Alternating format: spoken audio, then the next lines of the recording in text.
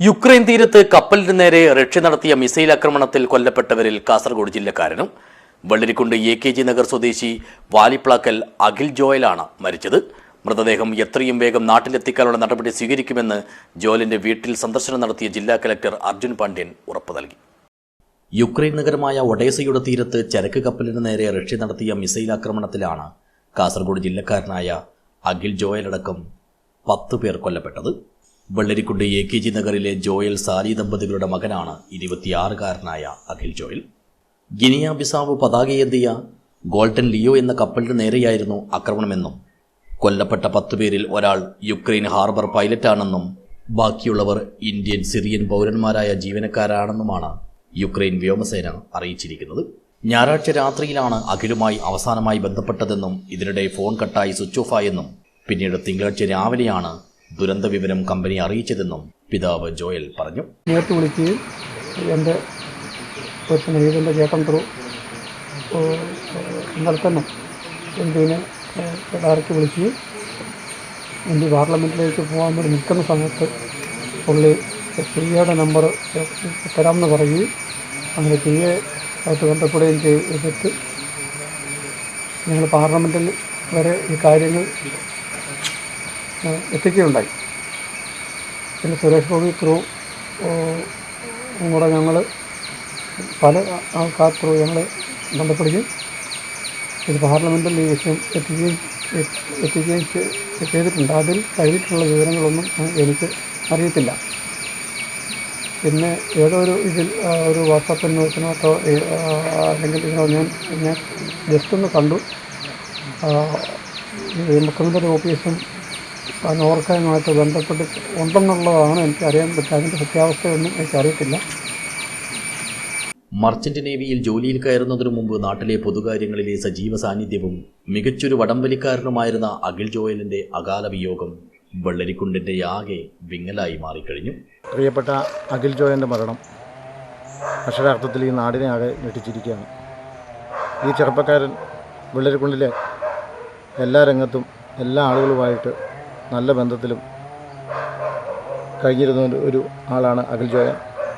Akhil Joan മരിച്ച വിവരം ഇന്നലെ ഒരു ഉച്ച കഴിഞ്ഞോടെയാണ് ഒരു അഭ്യൂഹമായിട്ട് നാട്ടിലെ ആളുകളുടെ ഇടയിൽ പരന്നത്. അതിനുശേഷം മർച്ചൻ്റ് നേവിയുടെ കമ്പനിയിൽ നിന്നും വീട്ടുകാരെ വിളിച്ച് വിവരം അറിയിക്കുകയുണ്ടായി ഇന്നലെ വൈകുന്നേരത്തോടുകൂടി. അതിനുശേഷം അദ്ദേഹത്തിൻ്റെ മൃതദേഹം വിട്ടുകിട്ടുന്ന കാര്യത്തെപ്പറ്റി ഒരു വ്യക്തത ആയിട്ടില്ല ഇതുവരെ. എന്നിരുന്നാലും നമ്മുടെ ബഹുമാനപ്പെട്ട രാജ്മോഹൻ ഉണ്ണിത്താൻ MP ഡൽഹിയിൽ നിന്ന് കാര്യങ്ങൾ നിയന്ത്രിക്കുന്നുണ്ട്. അദ്ദേഹം ആഭ്യന്തര വകുപ്പ് മന്ത്രാലയമൊക്കെയായി ബന്ധപ്പെട്ട് മൃതദേഹം എത്രയും പെട്ടെന്ന് നാട്ടിലെത്താനുള്ള സംവിധാനങ്ങൾ ഒരുക്കുന്നുണ്ട്. കൂടാതെ ബഹുമാനപ്പെട്ട കേരള ആഭ്യന്തര വകുപ്പ് മന്ത്രി രമേശ് ചെന്നിത്തല അദ്ദേഹം രാവിലെ ഫോണിൽ വിളിച്ച് വിവരങ്ങൾ ആരായുകയും എത്രയും പെട്ടെന്ന് അഖിലിൻ്റെ മൃതദേഹ ശരീരം കൂടി എത്തിക്കുന്നതിന് വേണ്ടി ഉള്ള ക്രമീകരണങ്ങൾ ചെയ്യാമെന്ന് പറഞ്ഞിട്ടുണ്ട്. ഏതായാലും ഈ വെള്ളരിക്കുണ്ട് പോലെയുള്ളൊരു പ്രദേശത്ത് ഇത്തരമൊരു ഈ ചെറുപ്പക്കാരൻ്റെ മരണം ഈ നാടിനെ അക്ഷരാർത്ഥ ദുഃഖത്തിൽ ആഴ്ത്തിയിരിക്കുകയാണ്. ചൊവ്വാഴ്ച ഉച്ചയോടെ ജില്ലാ കലക്ടർ അർജുൻ പാണ്ഡ്യനും നേരിട്ട് വീട്ടിലെത്തി അഖിലിന്റെ മാതാപിതാക്കളെയും ബന്ധുജനങ്ങളെയും അനുശോചനം അറിയിക്കുകയും ആശ്വസിപ്പിക്കുകയും ചെയ്തു. കേന്ദ്ര വിദേശകാര്യ മന്ത്രാലയം മരണം സ്ഥിരീകരിച്ച് സന്ദേശം നൽകിയിട്ടുണ്ടെന്നും സംസ്ഥാന സർക്കാരും നോർക്കയും മൃതദേഹം നാട്ടിലെത്തിക്കാനുള്ള മുഴുവൻ നടപടികളും എത്രയും വേഗത്തിൽ സ്വീകരിക്കുന്നുണ്ടെന്നും കലക്ടർ പറഞ്ഞു. ഇന്ത്യൻ എംബസിയുമായി ബന്ധപ്പെട്ട് ലഭ്യമാകുന്ന വിവരങ്ങൾ വേഗത്തിൽ ബന്ധുക്കൾക്ക് ലഭ്യമാക്കും.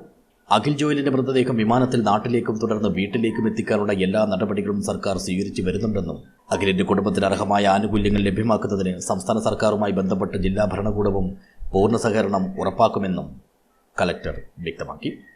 നമുക്ക് ഇന്നത്തെ ദിവസം MEN ഔദ്യോഗികമായിട്ടുള്ള അറിയിപ്പ് കിട്ടിയിട്ടുണ്ട്.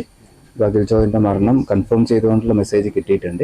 അപ്പോൾ അതിന് എത്രയും വേഗം വീട്ടിലോട്ട് എത്തിക്കാന്നുള്ളതാണ്, ബോഡി എത്തിക്കാന്നുള്ള നടപടിയാണ് സ്വീകരിക്കേണ്ടത്. അത് സംസ്ഥാന സർക്കാർ നോർക്കയും എംബസിയായിട്ട് കോർഡിനേറ്റ് ചെയ്തുകൊണ്ട് നടപടികൾ നടന്നു വരുന്നുണ്ട്. എത്രയും വേഗം ബോഡി എത്തിക്കാനുള്ള നടപടികൾ സർക്കാർ സ്വീകരിച്ച് വരുന്നുണ്ട്. എത്ര വേഗം വാറുമായിട്ട് ബന്ധപ്പെട്ട് മരിച്ചാലും കുറച്ച് പ്രൊസീജിയേഴ്സ് അവിടെ ചെയ്യാനുണ്ട്. സാധാരണഗതിയിൽ 2 ആഴ്ചയാണ് എടുക്കാറുള്ളതെന്നാണ് MEN എന്നുള്ളത് അറിയിച്ചിട്ടുള്ളത്. പക്ഷെ അതിനേക്കാളും മുന്നേ തന്നെ എത്രയും വേഗം എത്തിക്കാനുള്ള നടപടികൾ സ്വീകരിക്കുന്നുണ്ട്. ബോഡി ഇവിടെ എത്തിക്കാനുള്ള എല്ലാവിധ സൗകര്യങ്ങളും സർക്കാർ തന്നെ ചെയ്യും. ഇപ്പോൾ ഫ്ലൈറ്റ് വഴി ബോഡി എത്തിച്ചിട്ട് ആംബുലൻസിൽ തന്നെ വീട്ടിലോട്ട് എത്തിക്കാനുള്ള എല്ലാ സൗകര്യങ്ങളും ഗവൺമെൻറ് തന്നെ ചെയ്യും. എക്സ്പെൻസ് ഉൾപ്പെടെ എല്ലാ കാര്യങ്ങളും സർക്കാർ തന്നെ അതിൽ ചെയ്യും. നോർക്ക ഡിപ്പാർട്ട്മെൻറ്റും എംബസിയുമായിട്ടും എല്ലാവരുമായിട്ടും കോർഡിനേറ്റ് ചെയ്യുന്നുണ്ട്. എത്രയും വേഗം ഇതിൻ്റെ കൂടുതൽ ഇൻഫർമേഷൻസ് കിട്ടാൻ വേണ്ടിയിട്ട് നമ്മളും ജില്ലാ ഭരണകൂടം അവരുമായിട്ട് കോർഡിനേറ്റ് ചെയ്യുന്നുണ്ട്.